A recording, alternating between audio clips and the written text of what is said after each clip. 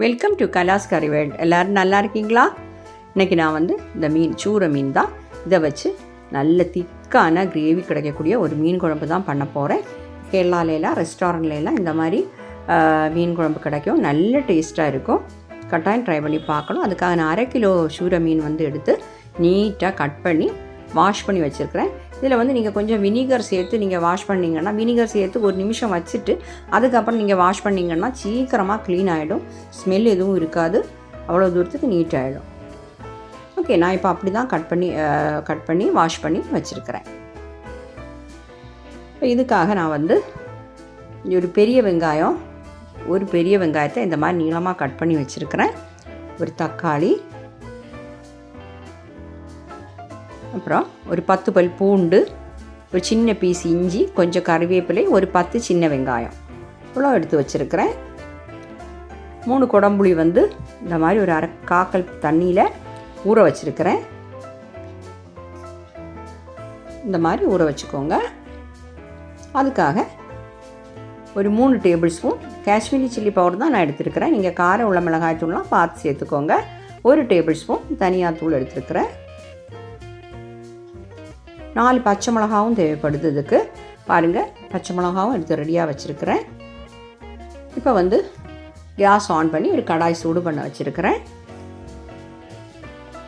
2 table spoon தேங்காய் எண்ணெய் தான் சேர்க்குறேன். எண்ணெய் சூடாகட்டும்.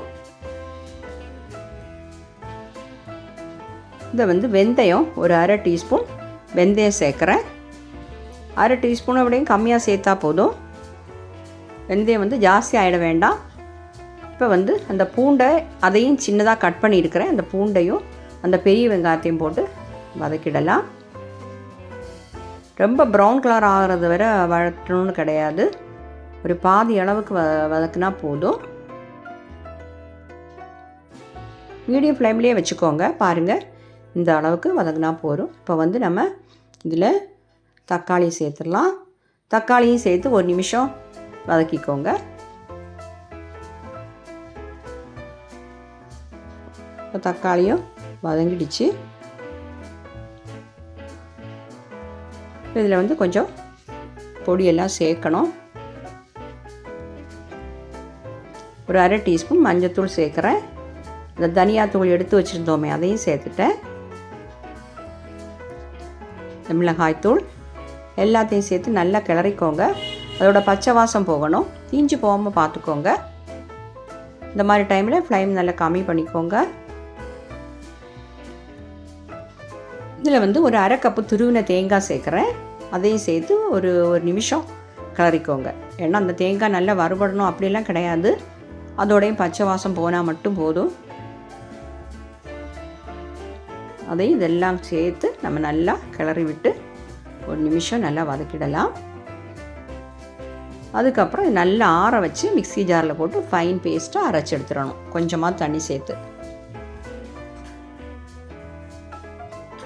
இப்போ நமக்கு திக்கான கிரேவி நல்ல டேஸ்ட்டாக கிடைக்கும். ஓகே, அடுத்ததான் நாம் பண்ணுறதுக்காக, இந்த ஃபிஷ் குழம்பு பண்ணுறதுக்காக நான் ஒரு சட்டி, அது மண் பாத்திரம் தான் எடுத்துருக்கிறேன்.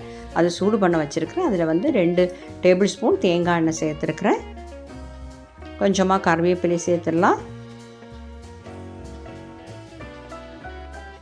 அப்புறம் நாம் இதில் எடுத்து வச்சுக்கக்கூடிய சின்ன வெங்காயம், அது கட் பண்ணி வச்சுருக்கிறேன்.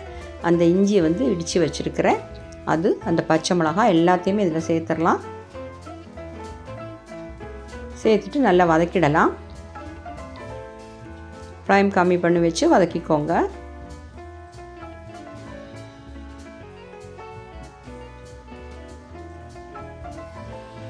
இந்த டைமில் நாம் இந்த வதக்கி வச்சதையெல்லாம் அரைச்செடுக்கணும். கொஞ்சம் ஆறணும்.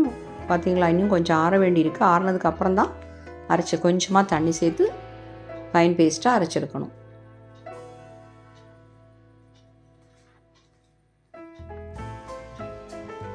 பாருங்கள், ஆறினதுக்கப்புறம் நான் இந்த மாதிரி அரைச்செடுத்துருக்கிறேன். நல்லா வதங்கிடுச்சு. நம்ம சின்ன வெங்காயம் பூண்டு எல்லாமே, பூண்டு நம்ம நேரமே போட்டோம். சின்ன வெங்காயம் நல்லா வதங்கிடுச்சு. இப்போ ஒரு 1/2 டீஸ்பூன் காஷ்மீரி சில்லி பவுடர் சேர்க்குறேன். இதில் வந்து நம்ம அரைச்சி வச்சுக்கக்கூடிய அந்த விழுதை சேர்த்துடலாம். இந்த மிக்ஸி ஜாரில் கொஞ்சமாக தண்ணி விட்டு அதையும் நாம் சேர்த்துடலாம். இந்த டைமில் வந்து நிறைய தண்ணி சேர்க்க தேவையில்லை, அப்புறமா நம்ம தண்ணி சேர்ப்போம். பாருங்கள், இந்த மாதிரி மிக்ஸி ஜாரில் கழுவி கொஞ்சமாக தண்ணி சேர்த்துருக்குறேன். அதை சேர்த்து நல்லா கிளறிக்கோங்க மீடியம் ஃப்ளேமில் வச்சு.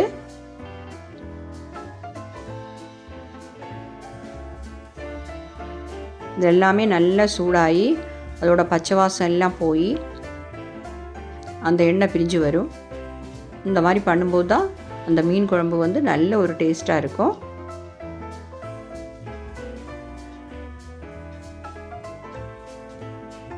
கொஞ்ச நேரம் கிளறிப்போம்.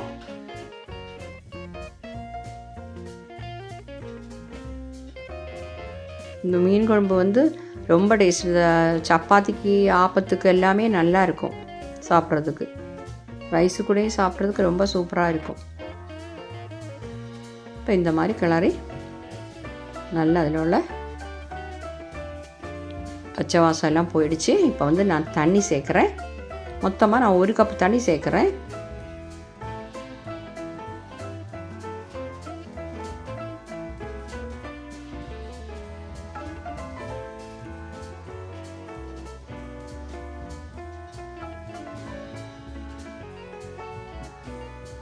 தண்ணி சேர்த்துட்டேன். இப்போ வந்து நாம் இதில் உப்பு சேர்க்கணும். உப்பு கொஞ்சம் சேர்க்கலாம், ஆனால் அப்புறமா அந்த புளியெல்லாம் சேர்த்ததுக்கப்புறம் தான் அந்த உப்போட டேஸ்ட் நல்லா தெரியும்.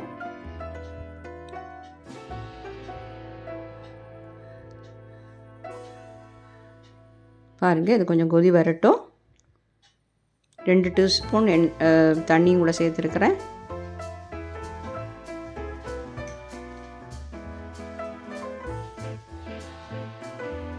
பாருங்கள், கொதிக்குது.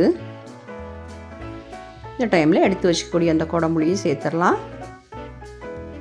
எல்லாத்தையுமா நல்லா கிளறி விட்டுப்போம். கிளறி விட்டு நல்லா கொதிக்க விடலாம்.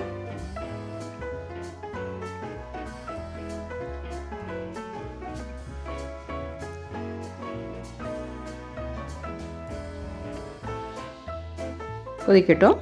மீடியம் ஃப்ளேம்லேயே வச்சுக்கோங்க. இன்னும் கொஞ்சம் சால்ட்டு சேர்த்துக்கலாம்.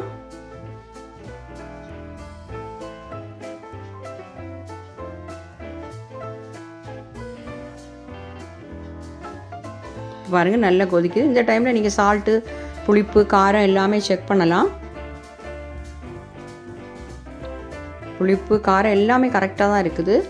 இப்போ வந்து அந்த மீன் அதில் சேர்த்துடலாம். பாருங்கள், நான் எல்லாத்தையுமே அதில் சேர்த்துட்டேன். போட்ட உடனே கொஞ்சம் கிளறிடலாம், பிரச்சனை இல்லை. கொஞ்சம் வெந்ததுக்கப்புறம் கிளறினா அது எல்லாமே உடஞ்சிடும். இப்போ இது வந்து சூரை மீன் ஆனதுனால இது வேகணும். எந்த மீனை நீங்கள் இந்த மாதிரி பண்ணாலும் அந்த மீன் வேகணும், அவ்வளோதான். ஃப்ளைம் ஆஃப் பண்ணிடலாம். ஏன்னா இந்த குழம்பெல்லாம் வேறு சரி பண்ணதுக்கு ஒன்றும் இல்லை, நம்ம எல்லாமே ரெடி பண்ணிட்டோம். அதனால் நான் வந்து இப்போது ஒரு மீடியத்துக்கு லோக்கு இடையில வச்சு ஒரு 15 நிமிஷம் கொதிக்க வைக்கிறேன். இடையில இந்த மாதிரி அசைச்சு வச்சுக்கோங்க.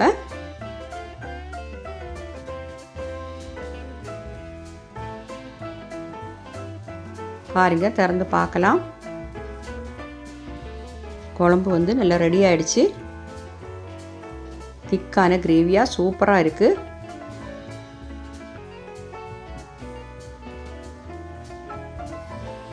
நல்ல ஒரு வாசமாகவும் இருக்குது. நம்ம வந்து வெந்தயம் எல்லாம் சேர்த்தோம். இப்போ லாஸ்ட்டில் வந்து நாம் இதில் 1 டீஸ்பூன் தேங்காய் எண்ணெய் சேர்க்குறேன். கொஞ்சமாக ஃப்ரெஷ்ஷான கறிவேப்பிலையும் சேர்க்குறேன். இப்போ ஃப்ளைம் ஆஃப் பண்ணிட வேண்டியதான்.